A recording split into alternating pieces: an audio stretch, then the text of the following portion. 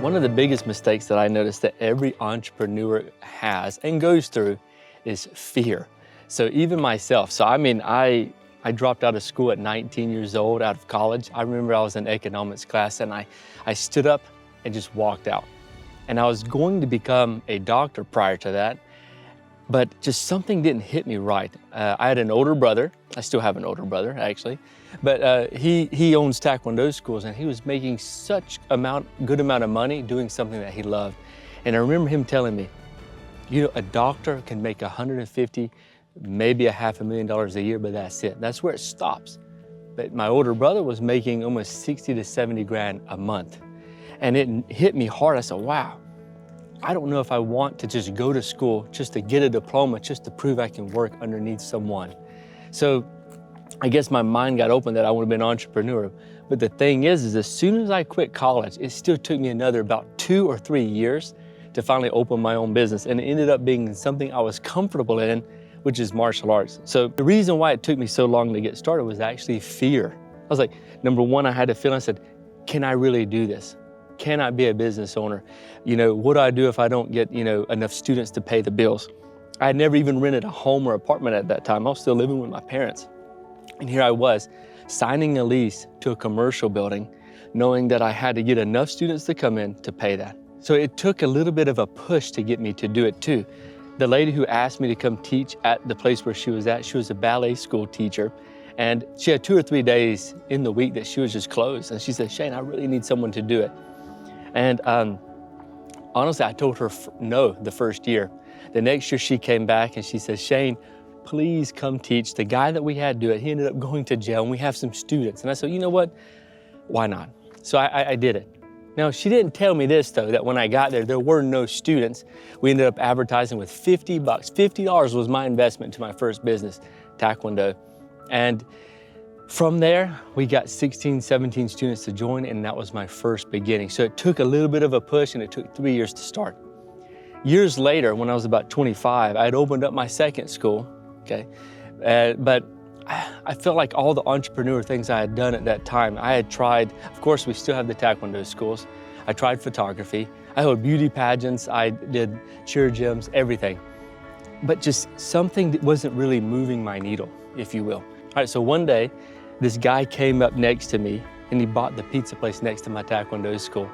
And I could tell he had a lot of money. He had his hair slicked back. I'm talking about slicked back. Him and his wife had matching cars. And I was like, wow, whatever he's doing is working. Now, I didn't know that what he was doing would be my full passion later.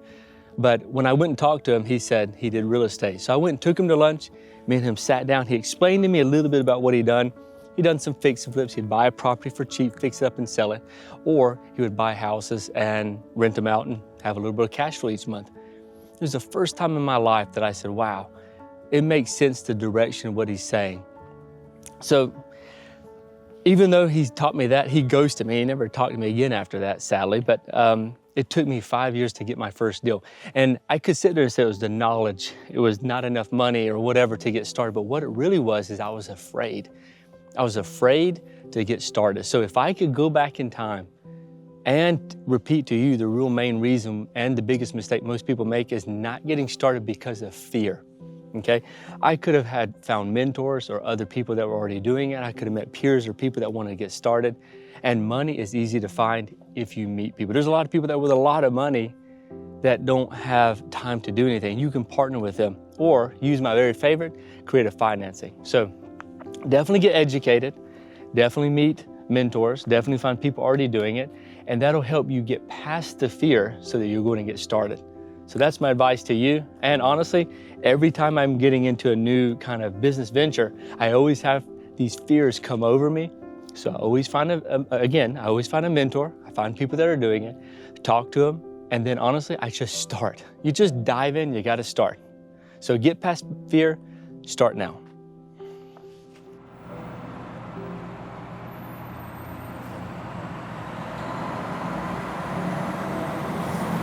All right, one of the challenges that I still go through to this time is actually a mindset issue, okay? So basically, whenever you make a goal, a lot of people make goals. It's actually January 2025, And I realize everyone makes a New Year's resolution, but I find that later on in the year, most of the time after people make a resolution, they actually never even completed any of it. It's because they did not have a sense of urgency, and they didn't make a plan, and they didn't have a action plan, if you will. I realized that for me in business, if you make a goal of, hey, I'm gonna make $100,000 a year, for example, you have to say, okay, to do that, I have to make $8,333 a month, or I need to do 10 sales of $10,000 within the year. So the thing is you have to actually make a deadline. Okay, and that's one thing that everyone seems to have the most trouble with. All my friends, all my entrepreneurs, all the entrepreneurs and staff, they don't know how to stay to a deadline. So you have to say, look, if I need to make $10,000 by this certain day, you need to say, you do not eat, sleep, or move, or stop until you get that $10,000, if that makes sense. The survival mindset is probably the most important mindset, in my opinion, for everyone. So, and they say that entrepreneurs are kind of crazy sometimes. And to be honest, you kind of have to be a little crazy to be an entrepreneur. And the reason I say that is because you have to kind of psych yourself out. Even the billionaires I notice, or the big high multimillionaires, they always are like, oh, I'm not doing good enough. They almost feel insecure, if you will. So you have to be able to psych yourself out to be able to continue to grow, because the moment you settle is the moment that you stop doing all the things that you need to do to keep growing. So in a sense, you have to pretend. And I always tell my staff this, I tell my friends this, and my family this. You have to pretend if you had a child and you got thrown, I don't know, in North Dakota. I don't know anyone in North Dakota, I've never been there. But if you got thrown in North Dakota at 5:30 in the afternoon with a baby and 50 apples and $100, what are you going to do? You can't just say, well, I'm gonna just sit down and relax. Or, oh, I'm not gonna do anything. Or, oh, I'm gonna give up. You can't let that baby go starving, and it can't eat apples. You have some apples, but you have $100. What are you gonna do? You'd have to put yourself in that strong, heavy situation to say, what do I need to do to survive? So you can't have the mindset of, I can't do it. You have to change it to, how can I do it? So to me, that's the most important step.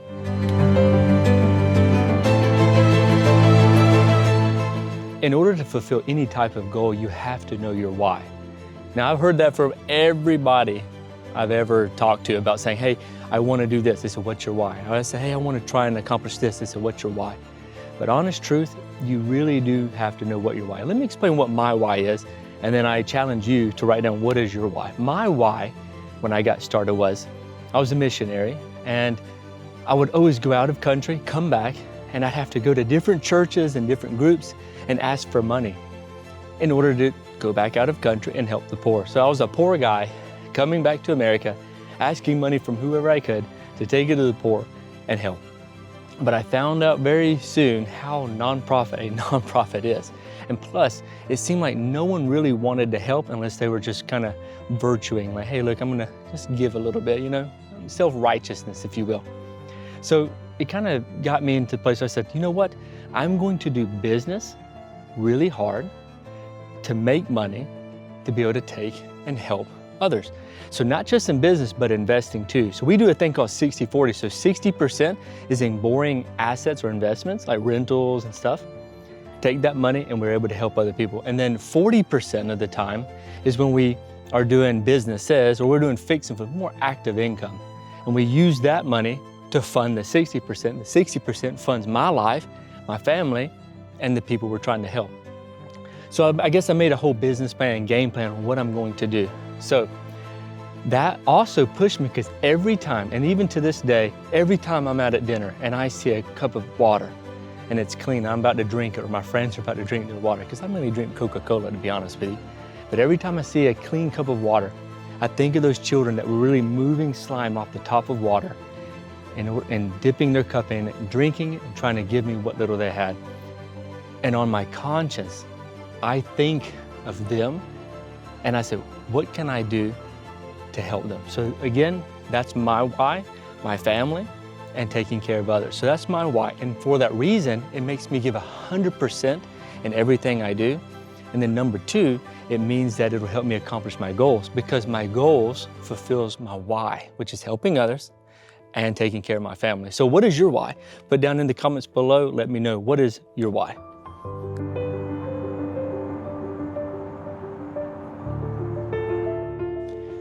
I think settling is the most dangerous thing that can happen and affect your mindset. So for example, for me, a guy, if I'm gonna go with a girl and I say, you know what, I don't really like the way she looks, I don't like how she is, I don't know, she's a little sketchy, she likes to go clubbing, but only sometime, and I settle for that, later on it has big consequences, right? Because more than likely if a girl is going to the club a few times a month or a few times a year, more than likely, the more she's around the atmosphere, something can happen. And guess who has to pay for it? Me. So just like you shouldn't settle with that, you shouldn't also settle with money. So a lot of people will end up saying, hey, I think that you're making enough. You're working hard enough. You're doing too big of things. Those are the kind of people you actually want to get out of your life, number one. And number two, you definitely don't want to listen. Someone who becomes, now there's a difference between being content and then growing like to be something healthy, okay? So it's okay to be content. Like you eat enough, you're like, you know what? I'm content, I've eaten enough. But it doesn't mean you don't keep eating, right? Same thing with money. So I remember when I first got started, I said, look, if I can just make $100,000 a year, I'll be able to take care of my grandma, pay for my own home, prepare to be married in the future. And $100,000 is a lot of money, don't get me wrong, it's great. But whenever I got to the $100,000 mark, in fact, I surpassed it. I think I was making $180,000 actually. I realized I started getting more and more content, lazy, kind of slothful a little bit, like I said. And my ambitions and dreams kind of stopped and things started kind of plateauing. And to me, that's a very dangerous spot.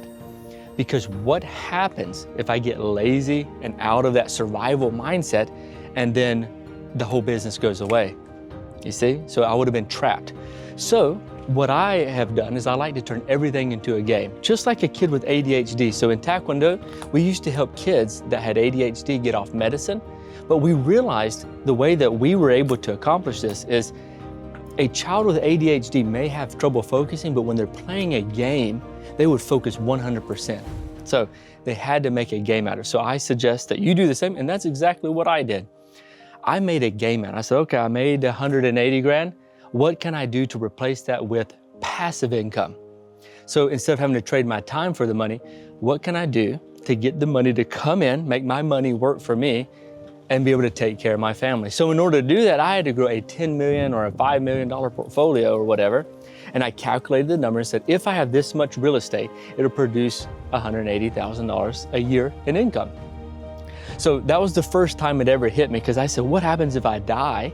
Because my why was taking care of my family and my grandma and a lot of the mission trips that we were doing. And if I broke my leg, because it's in the martial arts business, or something happened to me, what would happen to my why? They would be in trouble, because it was all based on me. So I made a game out of it and said, what can I do so that when I die, I can pass on that generational wealth to my family and continuously help the poor people that I had come in contact with? Because like I said, I was a missionary, and we're still pretty active in that now, and we're about to be more active this year.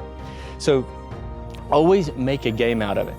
Funny enough, fast forward to the future, even if I made $1 million a month, you have to find a way, and me too, to make sure that I stay in that survival mindset and keep growing. So I would have to say, you know what, I'm making $1 million a month, and if that's way too much and I'm fine on 10 grand a month, donate the rest and just live off your $10,000 a month if that's you. There's nothing wrong with saying, hey, look, I'm going to live off what I need and help others with the remainder, if you're worried about having too much money. I've never heard anyone being too afraid to say, I'm making too much, because then that means you can bless others more.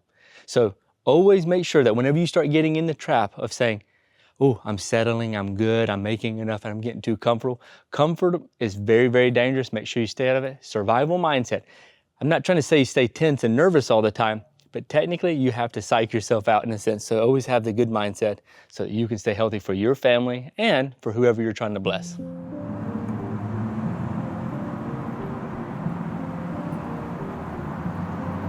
As I look back in my life, I realize that some of the best blessings in my life are losing certain friends. Now, I don't mean to death, okay? I'm not saying that, but certain friends that were just around me, or the friend group that I was around, we're no longer friends. We don't even associate. And if we do, I could say hello, nice, and everything, but I don't spend every day with them. There's certain people, now just for example, let's just say me as a businessman, I'm trying to stay driven. I want to stay in good shape. I'm gonna travel. I make big goals and I'm trying to accomplish them.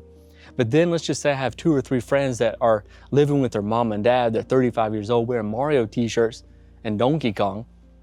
That's not necessarily the type of people that I believe that'll help me fulfill my goal. If anything, they'll hold me back, the type of drama that they're usually going through, because I have friends and people, not that I don't have friends that are wearing those Mario t-shirts, you know who you are if you're listening to this video, and there's nothing wrong with that. It's just it doesn't help my business professional life.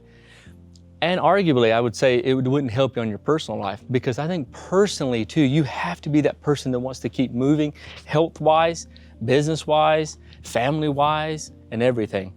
And I've noticed that every time that I lost one of those friends, I look back and say, man, where would I be if me and those people were still friends? Where would I be if we were still just, I don't know, just hanging out doing nothing at the pool sometime?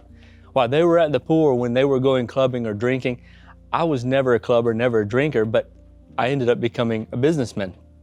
If not just that, I was also a missionary. So I felt like I needed to be around more business people if you want to be a businessman. Also, you need the tip-top level. So the people that are doing 10 times more than me, if I'm around them, it's kind of like bodybuilding. Let me use the bodybuilding example. If I want to become a bodybuilder, I probably don't want to get with little kids about that tall that's like 12 years old to help me work out.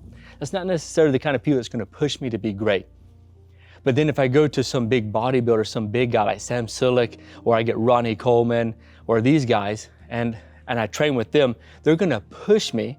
Not only that, I'm going to get good habits from them, which is really discipline, because trust me, they don't want to wake up every day and go work out either. They have to wake up and push themselves to do that. They would also change my eating habit. I'm not the best eater. I'm not the most healthiest eater as well. So I would definitely eat better if I was around people like that. So the people that you're around, now there is a saying, they say you're the average of the top 5 people you're around. That's 100% correct.